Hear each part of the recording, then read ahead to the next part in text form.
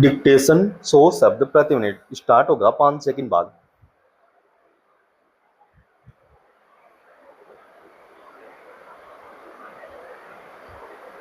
Start. America की ओर से शुल्क लगाए जाने और उसके बाद पश्चिम एशिया में संघर्ष से उपजे संकट के बीच विभिन्न क्षेत्रों में सहयोग के नए विकल्प तलाशने तथा पहले से स्थापित साझेदारी को विस्तार देने को लेकर भारत के प्रयास सही दिशा में आगे बढ़ते नजर आ रहे हैं।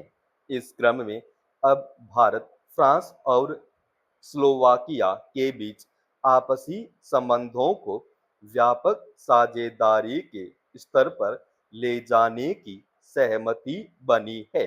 फ्रांस के साथ द्विपक्षीय व्यापार को 5 वर्षों में दोगुना कर 32 अरब डॉलर तक पहुंचाने का लक्ष्य रखा गया है। इसके अलावा रेल सेवा क्षेत्र में सहयोग के लिए एक घोषणा पत्र और गोपनीय डेटा की सुरक्षा के लिए समझौते को भी अंतिम रूप दिया गया है। इसी तरह स्लोवाकिया से द्विपक्षीय व्यापार और रक्षा सहयोग समेत कई महत्वपूर्ण क्षेत्रों में साझेदारी के लिए 11 समझौते किए गए हैं। ये समझौते इसलिए अहम माने जा रहे हैं क्योंकि इससे अमेरिका के विकल्प के रूप में भारत की पहुंच अन्य विदेशी बाजारों तक बढ़ेगी। साथ ही इससे मेक इन इंडिया अभियान को भी गति मिलेगी, जो देश के आत्मनिर्भर होने के लिए बेहद जरूरी है। गौरतलब है कि अमेरिका ने पिछले वर्ष भारत पर 50% शुल्क लगाया था, जिसका सीधा असर देश के निर्यात पड़ा था। हालांकि बाद में अमेरिका ने इस शुल्क को कम कर दिया था, लेकिन भारत ने इसे एक सबक की तरह लिया और अंतरराष्ट्रीय व्यापार के लिए दुनिया के दूसरे बाजारों तक पहुंच बढ़ाने के प्रयास शुरू किए। ब्रिटेन और यूरोपीय संघ के साथ मुक्त व्यापार समझौते इन्हीं प्रयासों का नतीजा है।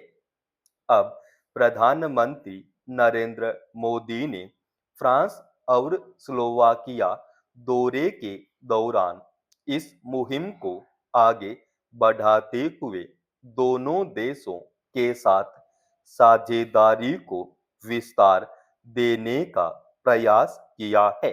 फ्रांस के साथ 13 मुद्दों पर सहमति बनी है, जिनमें रक्षा, सुरक्षा, अंतरिक्ष, असैन्य, परमाणु ऊर्जा, व्यापार एवं निवेश, तकनीक, नवाचार और शिक्षा के क्षेत्र में द्विपक्षीय सहयोग शामिल है।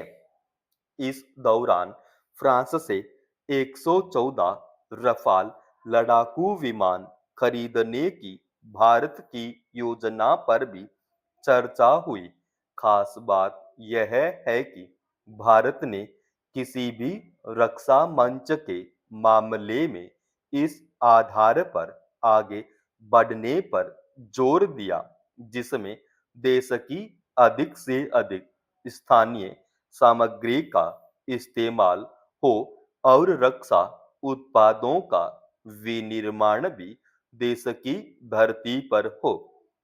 इसी तरह भारत और स्लोवाकिया ने डिजिटल प्रौद्योगिकी एवं रक्षा जैसे कई क्षेत्रों में आपसी सहयोग बढ़ाने के लिए 11 समझौतों पर हस्ताक्षर किए हैं। साथ ही दोनों देशों ने भारत यूरोपीय संघ मुक्त व्यापार समझौते को जल्द लागू करने की दिशा में काम करने पर भी सहमति जताई है।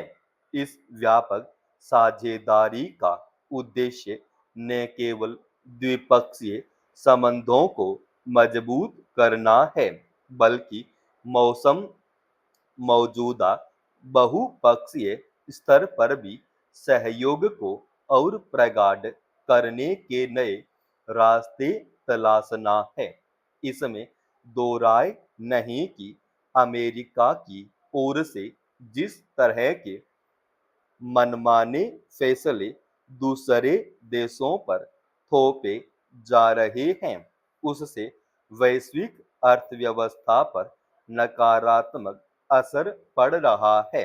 अमेरिका की शुल्क नीति से भारत जैसे विकासशील देश सबसे ज्यादा प्रभावित हुए हैं।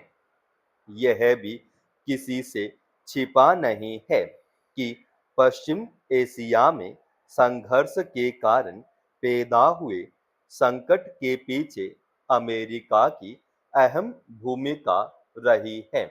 ऐसे में भारत के लिए व्यापार के वैकल्पिक बाजार तलाशना बेहद जरूरी है, ताकि देश की अर्थव्यवस्था पर अमेरिका की मनमानी नीतियों का प्रभाव कम किया जा सके।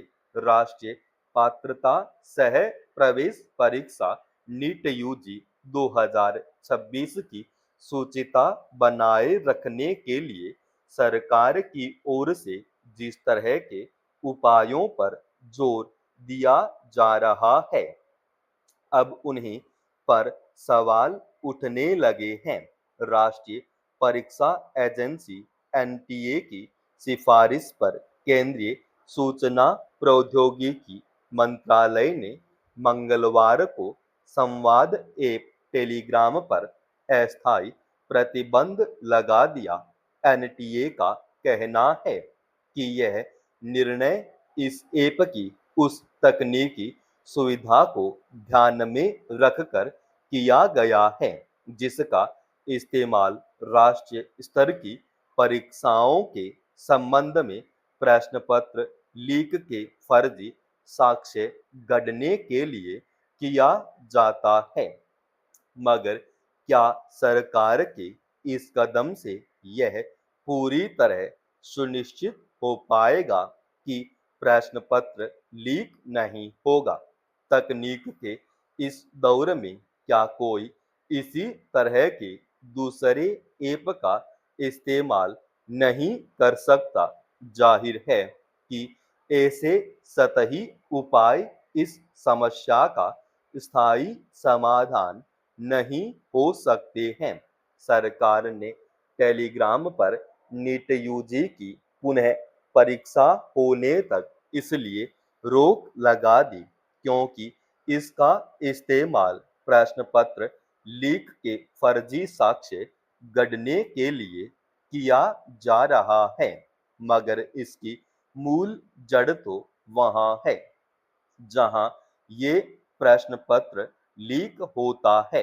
विचित्र बात है कि प्रश्न पत्रों की छपाई से लेकर उसके परिवहन तक की व्यवस्था को पुख्ता करने का दावा किया जा रहा है, लेकिन परीक्षा संचालन से जुड़े लोगों की जवाबदेही पर कोई ध्यान नहीं दिया जा रहा है।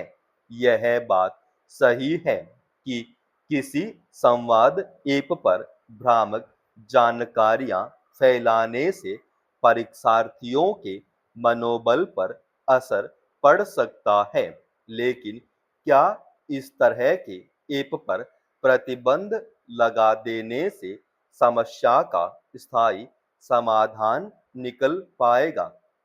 ऐसे तो सोशल मीडिया से जुड़े कई मंच हैं जिन्हें इस तरह की अफवाह फैलाने के लिए इस्तेमाल किया जा सकता है। इस बात से भी इनकार नहीं किया जा सकता कि टेलीग्राम पर पाबंदी से लाखों ऐसे नागरिक भी प्रभावित होंगे जो इसका इस्तेमाल वैध तरीके से निजी, शैक्षणिक और पेशेवर जानकारी से जुड़े कामों के लिए करते हैं।